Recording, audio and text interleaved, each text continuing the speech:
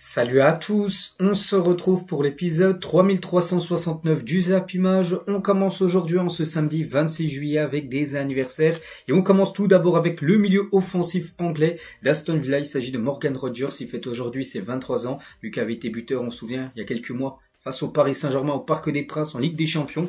Il mené 1-0 Aston Villa, puis après Paris avait gagné le match 3-1 lors du match aller.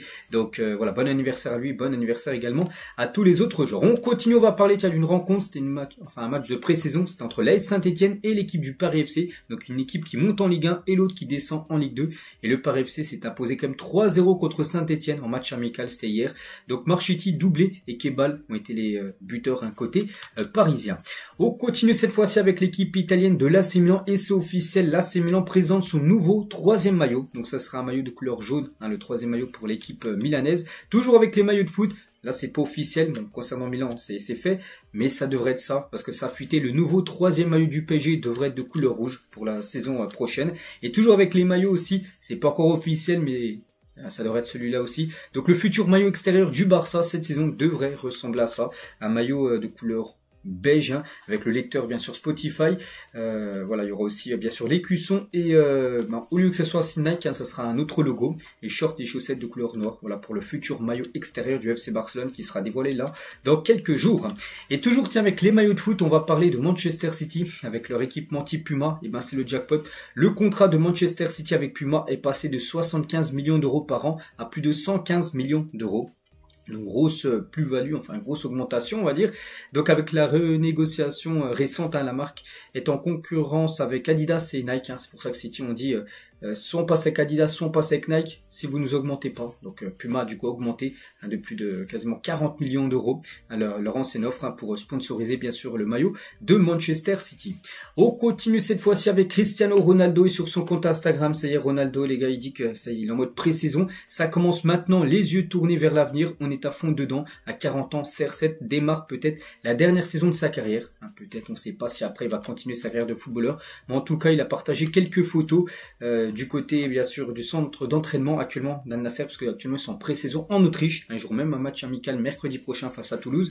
Donc voilà, quelques photos de Cristiano Ronaldo. Oui, c'est peut-être sa dernière saison parce que là c'est une saison où il y a la Coupe du Monde, et peut-être après la Coupe du Monde 2026, il jouera avec le Portugal, mais peut-être après il arrêtera, on verra, mais voilà, concernant Cristiano Ronaldo, de nouveau à l'entraînement. Concernant Lionel Messi avec Jordi Alba, c'est officiel, donc Messi et Alba seront suspendus pour avoir snobé le All-Star Game en MLS, on parlait il y a quelques jours. Ils auraient dû jouer, ils avaient été appelés pour jouer cette rencontre, et du coup ils n'ont pas voulu venir, et du coup ils prendront un match de suspension. Donc selon les règles de la Ligue, tout joueur qui ne participe pas au All-Star Game sans l'approbation préalable de la Ligue n'est pas éligible pour participer au prochain match de son club. Donc les deux joueurs de l'Inter Miami seront donc suspendus pour le prochain match face à Cincinnati. Voilà, on va se suspendus parce qu'ils n'ont pas joué cette rencontre que la MLS All-Star s'est imposé 3-1 contre les meilleurs joueurs de la Liga, de la Ligue mexicaine. Voilà, c'est un match là qui s'est déroulé il y a quelques jours.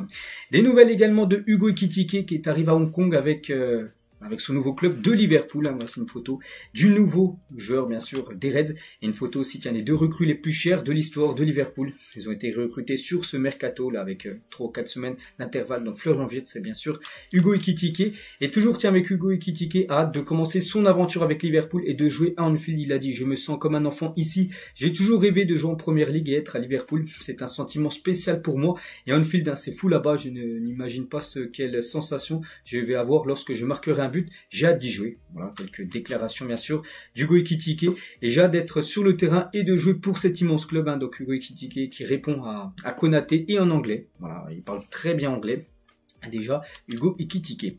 Et toujours du côté de Liverpool, c'est pas fini, comme je dis, ils ont déjà fait leurs 2 joueurs les plus chers de l'histoire du club. Ils vont peut-être faire même 3 joueurs parce que bien sûr Isaac, on a appris là il y a 2 ou 3 jours qu'il a demandé à quitter l'équipe de Newcastle et lui les gars, sa priorité c'est de rejoindre Liverpool, alors que bien sûr Hugo Ekitike vient de signer. Donc Al Hilal qui est intéressé, Chelsea ou même Manchester United, tous ces clubs qui est intéressés. Non, il ne veut pas aller là-bas, d'après Fabrizio Romano, lui, sa priorité, c'est Liverpool. Et bien sûr, Alexander Isak, ça coûterait 120-130 millions d'euros. Donc, voilà, ce serait peut-être le même montant quasiment que Florian Wirtz. Donc oui, il deviendrait aussi l'un des joueurs les plus chers de l'histoire de Liverpool si ça se fait. Parce que ça peut aussi ne pas se faire, mais le joueur a envie de quitter, bien sûr, l'équipe de Newcastle. Et Newcastle, après, lui demande, bien sûr, une somme énorme à Newcastle, réclame un montant record de 172 millions d'euros pour Alexander Isak. Voilà. Après, si Liverpool met cette somme-là, déjà ils sont à plus de 302 millions d'euros. Liverpool dépensé sur le mercato. Donc si on rajoute 172, ils dépassent, ils sont quasiment à 500 millions. Ce serait énorme. Bon bref, Liverpool a de l'argent. Après, est-ce qu'ils mettront autant d'argent sur Isaac? Ça m'étonnerait. Mais il y a de fortes chances quand même qu'Alexander Isak quitte l'équipe de Newcastle. Après, est-ce qu'il ira à Liverpool, un autre club? Ça, on verra. On continue cette fois-ci avec le Paris Saint-Germain. Et info importante quand même parce que la reprise pour le PSG, ça sera pas le lundi 4 août, comme ça avait été annoncé depuis quelques semaines, mais plutôt le mercredi 6 août. Bon là, ça a été décalé de 2 jours. Initialement prévu le 4 août, la reprise a été décalée de 2 jours, donc mercredi. Donc ça sera juste une semaine avant la Super Coupe d'Europe face à Tottenham. Il y a 11 jours de la reprise de la Ligue 1. Parce que donc ils reprennent un mercredi, le mercredi suivant, et le 13 ça sera un match contre Tottenham. Ils auront seulement une semaine d'entraînement pour préparer ce match, bien sûr, cette super coupe d'Europe. Puis après 11 jours après, ça sera déjà la première journée de Ligue 1 avec un déplacement du côté du FC Nantes, parce que tellement ils ont eu très peu de vacances. C'est pour ça qu'il y aura encore 2 jours de repos en plus pour être frais avant cette nouvelle saison qui arrive à grands pas. Et toujours avec le Paris Saint-Germain, on apprend aujourd'hui aussi que le PSG met en vente des bouts de filet des buts de la finale de la Ligue des Champions. Entouré d'un cadre argenté avec plusieurs photos de la finale, les morceaux de filet sont à vendre pour le prix de 240 €. Très cher, Bon, un sacré souvenir pour les supporters parisiens, mais là, je pense qu'il n'y aura aucun souci de payer cette somme, les gars, pour s'offrir un morceau de filet, voilà, d'une des 2 cages, bien sûr, de cette finale de la Ligue des Champions. On va parler cette fois-ci du FC Barcelone, et c'est officiel, le groupe du Barça pour la tournée au Japon. Donc, tous les joueurs qui ont été appelés pour partir au Japon, de base, ils ne devaient pas y aller, parce qu'en gros, le prometteur avait jeté l'éponge, et du coup, Rakuten va payer l'argent qu'il devait, bien sûr, pour que le Barça vienne au Japon. Donc le Barça récupère quand même 15 millions d'euros pour sa tournée asiatique pour jouer 3 matchs, c'est pas mal. Donc voici tous les joueurs appelés. Donc à noter que Marcus Rashford est bien sûr présent, ou même Ronny Bargi, un nouveau joueur également qui a signé il y a quelques semaines. Concernant Ter Stegen, Oriol Romeu et Pau Victor ne sont pas dans le groupe du FC Barcelone. Sinon bien sûr les Lamine Yamal, les Dani Olmo, les Gavi, les Rafinha, les Lewandowski, Ferran Torres, ou même, je sais pas, on prend qui au pif, tiens, Francky de Jong sont tous présents bien sûr pour cette pré-saison. Donc voici quelques photos des joueurs qui sont partis, ils ont pris l'avion hier, donc il y avait 13 heures de vol. Bon, je pense qu'ils sont arrivés. Maintenant du côté du Japon, ils joueront leur premier match dès demain, demain dimanche contre Vissel Kobe, un club japonais. Donc voilà quelques photos. On peut voir Lamine Yamal, on peut voir Gavi, c'est d'être Hector Ford au milieu de la photo. Là on peut voir Rashford avec Jules Koundé, voilà, c'est à côté, Koundé et Rashford dans l'avion. Et aussi Ronny Bargi, ce joueur aussi qui a signé pour jouer en équipe B, en équipe première, mais en tout cas là il va faire la pré-saison avec le FC Barcelone. Il y a un joueur qui n'y est pas, c'est Marc-André Ter Stegen. On sait qu'il va se faire opérer, Ter Stegen, et on apprend aujourd'hui que le Barça envisage de retirer aussi Ter Stegen de la liste des capitaines. La saison dernière c'était le capitaine numéro 1. Et là, il serait même plus capitaine, même pas numéro 1 ni numéro 2. Parce qu'en gros, il y a une hiérarchie, il y a 5 capitaines qui sont désignés, que ce soit dans les clubs.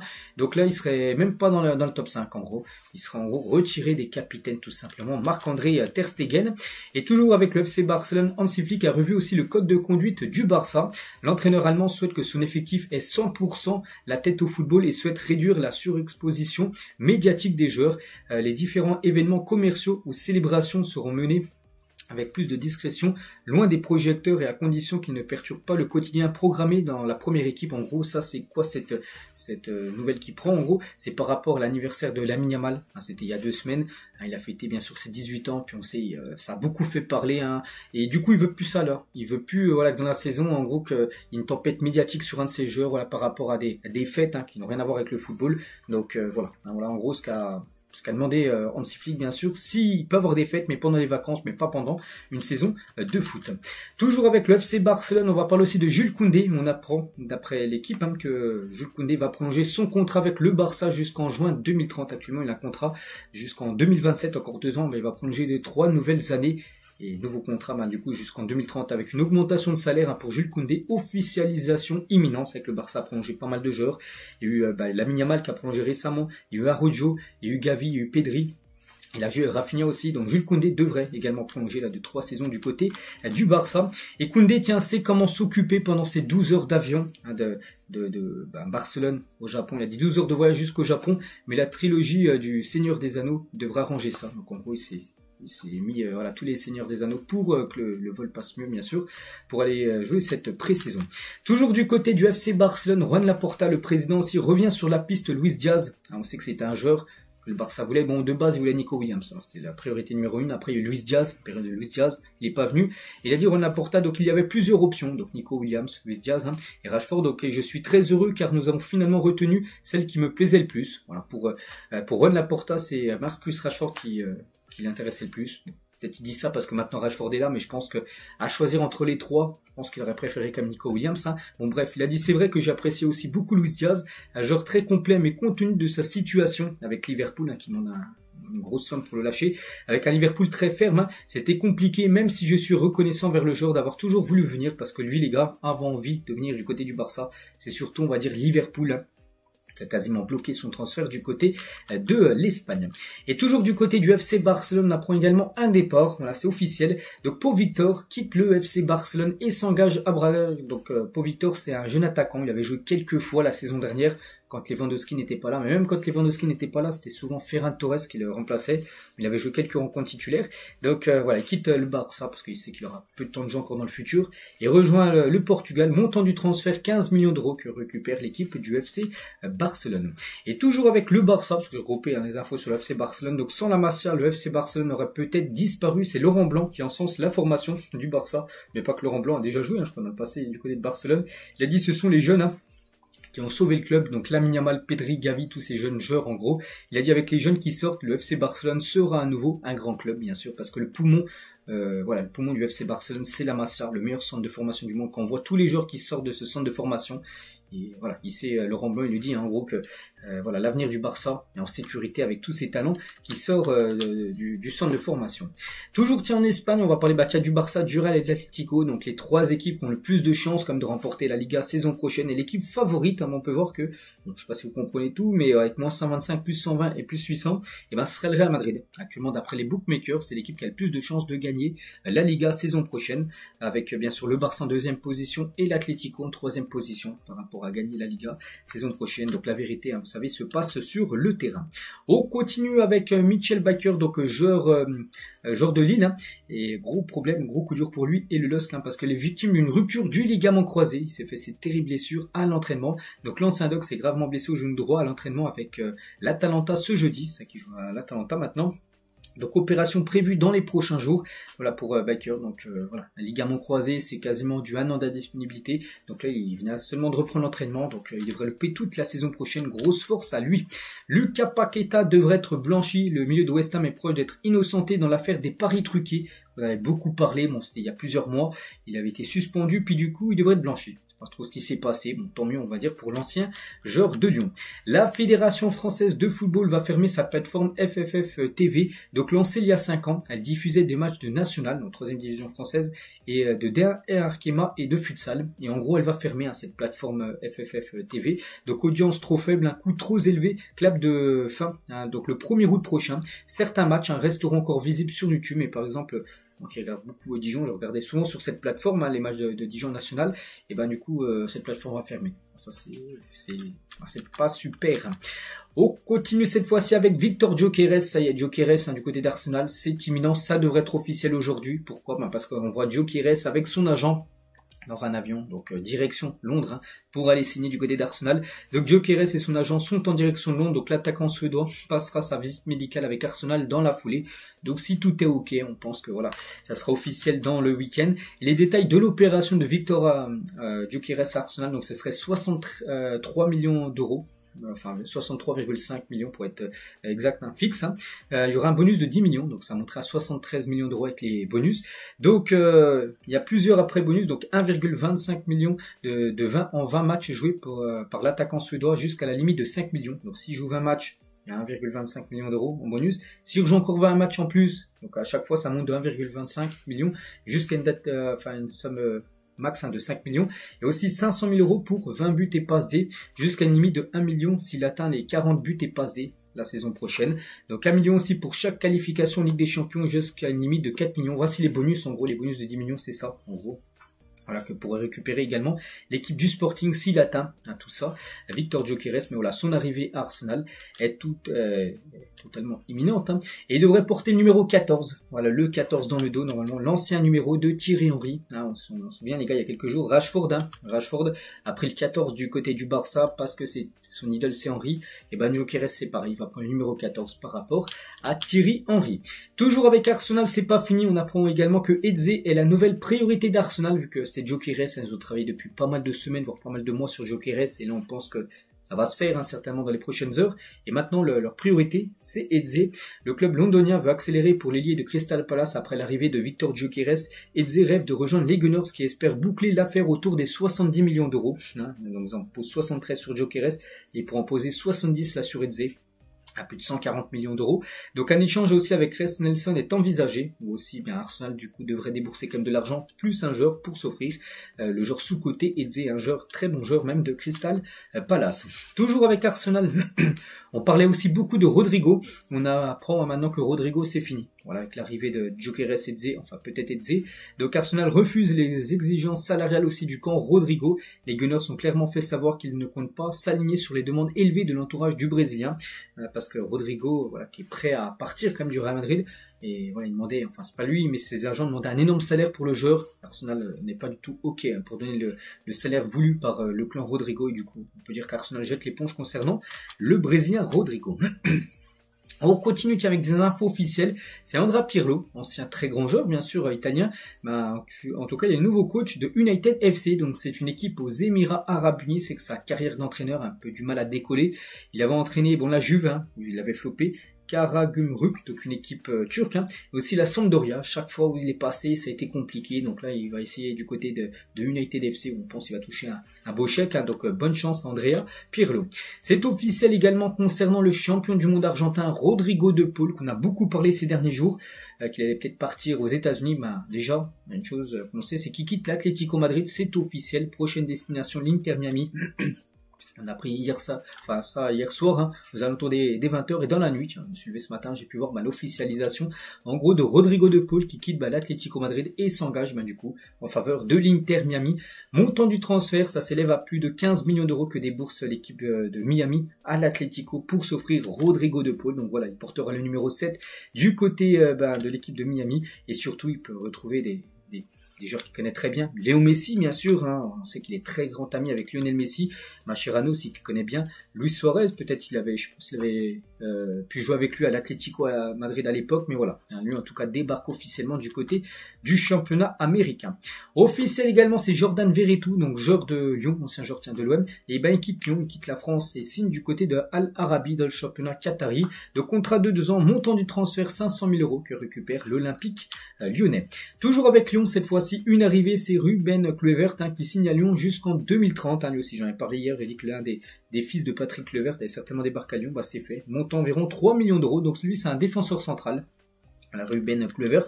Et c'est que les Kluivert, une famille en or, ils ont joué, il y en a quelques-uns, ils ont tous même joué en Ligue 1, parce que Patrick Kluivert, le père, il avait joué à Lille, à l'époque, il y a beaucoup d'années. Justin Kluivert, en haut à droite, il avait joué à Nice, il y a quelques temps, et maintenant, Ruben Kluivert, le frère de Justin et le fils de Patrick, vient de s'engager du côté de l'Olympique lyonnais.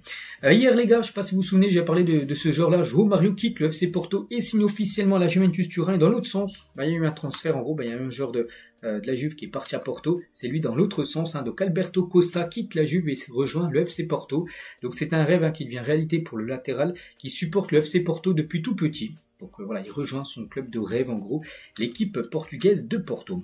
Un autre transfert officiel, donc il s'agit de Kojo Pepra Oponga, donc un joueur ghanéen débarque à Nice. Le défenseur central de 21 ans quitte leur Nord Coping pour rejoindre les Aiglons et renforcer l'arrière gauche de l'OGC Nice. Voilà, donc nouvelle recrue du côté de Nice. Une nouvelle recrue également du côté du FC Nantes. C'est Kwang qui quitte le Celtic pour le FC Nantes. Le milieu sud-coréen s'engage pour 3 ans avec les Canaries. Je connais pas du tout le joueur, mais il débarque en Ligue 1. Bienvenue à lui. Du côté du Paris Saint-Germain, ça avance. Le PSG a une nouvelle offre prête pour Zarbani. On sait que s'il y a un joueur là qui pourra arriver au PSG dans les prochains jours, c'est bien ce défenseur ukrainien. Parce que là, pour l'instant, le PSG comme très calme. Sur le mercato, il y a eu Renato Marin, qui est arrivé en tant que gardien de but, qui est arrivé libre en provenance de l'AS Roma pour être 4e ou 3e gardien du PSG. Alors on pense que c'est pas trop un joueur qui va jouer, mais lui les gars s'il vient à Paris c'est pour jouer beaucoup. Donc les négociations sont sur le point de s'accélérer entre les champions d'Europe et Bournemouth d'après Fabrizio Romano. Donc voilà, Paris les gars va faire une nouvelle. Vous avez déjà fait une offre de 60 millions d'euros avant la Coupe du Monde des clubs qui avait été refusée par Bournemouth. Donc là il devrait faire une offre améliorée, peut-être 65, peut-être 70. 70 c'est la somme voulue par Bournemouth pour lâcher Zarbani. Donc tout devrait s'accélérer là dans les prochains jours ou prochaines heures. Concernant l'AG Auxerre, il y a une équipe qui évoluera encore en Ligue 1 saison prochaine, et ben encore trouvé entre Bologne et Auxerre pour El Adzouzi, donc un joueur marocain, donc le milieu marocain de 24 ans va rejoindre l'AG Auxerre en prêt sans option d'achat. Les derniers détails seront finalisés la semaine prochaine d'après Fabrizio Romano. Voilà, donc ce joueur va débarquer du côté de la Ligue 1. Un accord a été trouvé entre le FC Nantes et Neom SC pour Nathan Zézé, un jeune joueur de 20 ans qui va déjà quitter normalement l'Europe et débarquer en Arabie Saoudite, on pense bien sûr qu'il va recevoir un gros salaire. Donc Nantes va récupérer quand même 20 millions d'euros hors bonus. Donc voilà, pour Nantes les gars, c'est une énorme vente, bien sûr, 20 millions. Et le défenseur a donné son feu vert pour rejoindre l'Arabie Saoudite et peut-être multiplié par 5, par 10. On ne sait pas le salaire qu'il va toucher là-bas, mais voilà, il devrait signer dans ce club où va signer par exemple Lacazette, Bulka. Il y a qui d'autre, Christophe Galtier qui est le coach de ce club. Il y a une équipe qui est en D4 saoudienne il y a encore quelques années maintenant. Tiens, il monte la saison prochaine en première division. Et une équipe encore, je crois, encore plus d'argent que les Al Hilal, les Al Nasser, tout ça. Donc voilà, concernant Nathan Zézé. On continue cette fois-ci avec Chelsea, encore eux. Chelsea, on sait qu'ils sont très actifs sur le mercato. Ils ont proposé entre 65 et 68 millions d'euros pour Kenan Yildiz, donc joueur turc voilà, de la Juventus Turin, donc offre refusée directement par la Juve, qui souhaite le garder, même prolonger le joueur. Mais voilà, la Chelsea est encore intéressé par un attaquant, alors qu'il y en a pas mal, des attaquants déjà pas mal consignés. Ils en voulaient un autre. Il y a aussi Xavi Simone qui peut arriver en tant que joueur offensif, mais il ciblait également Kenan Yildiz, mais la Juve dit non. Lyon ne va pas toucher un centime avec la vente de Thiago Almada à l'Atlético Madrid. C'est Botafogo qui va récupérer plutôt les 21 millions d'euros de la vente. L'indemnité aurait dû être partagée en raison de la politique de multipropriété instaurée par John Textor, mais la donne a changé depuis que l'Américain est écarté du club lyonnais. Et du coup, l'argent récupéré, il va pas le donner à Lyon, il a démissionné, mais plutôt à Botafogo, club où il est toujours président. Donc voilà, chaque club d'Eagle Football, le groupe fonctionne désormais de façon indépendante. Donc voilà, du coup, ça sera Botafogo qui récupérera les 21 millions d'euros. Lyon récupérera 0 euros avec la vente de Thiago Almada du côté de l'Atlético Madrid. Toujours tiens Madrid, mais cette fois-ci chez le voisin, le Real. Et ben le Real Madrid est ouvert à l'idée de prêter Hendrik. Le club madrilène estime que le profil de Gonzalo Garcia est actuellement plus utile que Hendrik. Donc après permettrait donc d'éviter de ralentir la progression de l'ancien joueur de Palmeiras. La pépite brésilienne lui veut rester au Real. Il a comme modèle Vini Junior, mais peut-être le mieux pour lui c'est de partir, surtout un an de la Coupe du Monde, et surtout Gonzalo Garcia, révélation de la Coupe du Monde des clubs. On pense voilà, quand Mbappé aura besoin de souffler, ce sera plutôt peut-être Garcia qui sera titulaire en numéro 9 que Hendrik, donc le mieux peut-être lui c'est un départ. Après il faut qu'il accepte aussi de vouloir partir. Le jeune Hendrik, tu peux partir en prêt sans option d'achat, c'est-à-dire dans un an tu reviens bien sûr dans ton club.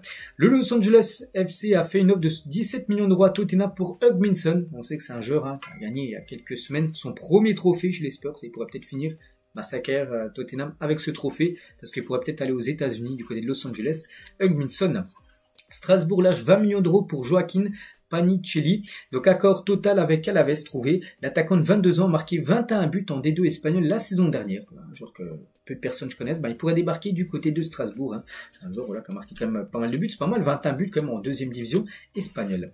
Here we go, tiens, c'est Manchester City qui vient de recruter un nouveau gardien. Enfin, ça sera officiel peut-être dans le week-end. C'est James Trafford. Va signer à Manchester City. Très bon gardien, il est tout jeune. Donc il est le nouveau gardien des Citizens. La clause à 45 millions d'euros est levée. Voilà, donc City va débourser 45 millions d'euros à Burnley pour s'offrir à James Trafford. Donc on se dit, qu'est-ce que va faire Ederson? Parce qu'Ederson, il est le gardien pour l'instant numéro 1 de Manchester City. Et Ederson devrait rester à Manchester City malgré l'arrivée de Trafford. C'est plutôt Stéphane Ortega qui devrait être celui qui va quitter le club. Et Ortega, les gars, courtisé par Burnley, un club où jouait Trafford. Et aussi Leicester, les deux clubs anglais veulent recruter le portier de City dès cet été. Et du coup, s'il reste Ederson, est-ce qu'il sera numéro 1? Parce que voilà, si Trafford arrive, c'est pour peut-être être numéro 1, j'en sais rien. Parce que c'est dommage, ce quitte Burnley où il jouait beaucoup. Et si City paye 45 millions d'euros, pour faire venir ce gardien-là, le mettre sur le banc, hein, parce que tu peux faire jouer seulement un gardien, donc on verra qui sera le numéro 1 la saison prochaine. On va parler de Raheem Sterling a été proposé au Napoli. Le club envisage plusieurs options au poste d'ailier gauche, et ça que Sterling en grande difficulté quand même depuis quelques années quand même. Donc il a été prêté à Arsenal saison dernière hein, par Chelsea, il a marqué seulement un but, en plus c'était contre Bolton, c'était en EFL Cup, donc coupe de la Ligue anglaise, seulement un but, hein, voilà, tout au long de la saison. Donc voilà, donc du coup il pourrait peut-être partir à Naples, enfin il a été proposé à Naples, on verra maintenant ce que va décider le club italien. Le Bayern Munich vient de transmettre une nouvelle offre pour Luis Diaz d'un montant supérieur à 67,5 millions d'euros. Il a déjà fait une offre, hein. Ça avait été refusé par Liverpool et le Bayern revient avec une deuxième offre hein, pour s'offrir le joueur colombien. Est-ce que ça sera accepté ou non par Liverpool? On verra, on sait que Liverpool a quand même besoin de vendre avec déjà plus de 300 millions d'euros. On voit peut-être un Isaac à plus de 100 millions d'euros qui pourra aussi y venir. Il faut aussi vendre hein, du côté de Liverpool. Donc oui, Luis Diaz est un joueur qui pourrait partir. Wrexham, donc un club de championship, hein, deuxième division anglaise. Club détenu par Reynolds, hein, donc un acteur je crois américain, veut tenter le coup Eriksen. Voilà. Le Danois est libre de tout contrat depuis son départ de Manchester United et cette équipe de deuxième division anglaise aimerait faire venir tout simplement Christian Eriksen. Leeds tente de doubler l'Olympique de Marseille dans le dossier Igor Pexao. Vous savez, ce joueur du Feyenoord, joueur brésilien qui courtisait pas mal de clubs, comme Marseille et comme Leeds. Hein. Le club de Leeds a formulé une offre supérieure à 30 millions d'euros, alors que l'OM propose 35 millions d'euros, bonus compris. Donc on verra où il jouera, Igor Paxeo, mais il devrait bien quitter le Feyenoord Rotterdam. Des nouvelles également de Félix. Hein. Le fonds d'Arabie Saoudite entre dans la course pour João Félix, donc joueur de Chelsea, hein, qui a été prêté à l'AC Milan les 6 derniers mois. Donc Chelsea a déjà été approché. Après, est-ce que Chelsea va vouloir le vendre Enfin, est-ce que le joueur aussi a envie de rejoindre le championnat saoudien? On verra ça dans les prochains jours. Des nouvelles aussi d'Alejandro Garnacho, c'est un joueur qui devrait quitter son club actuel, donc lui c'est Manchester.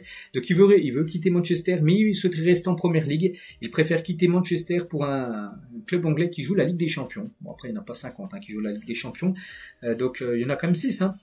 La saison prochaine, donc voilà, hein, concernant Alejandro Garnacho.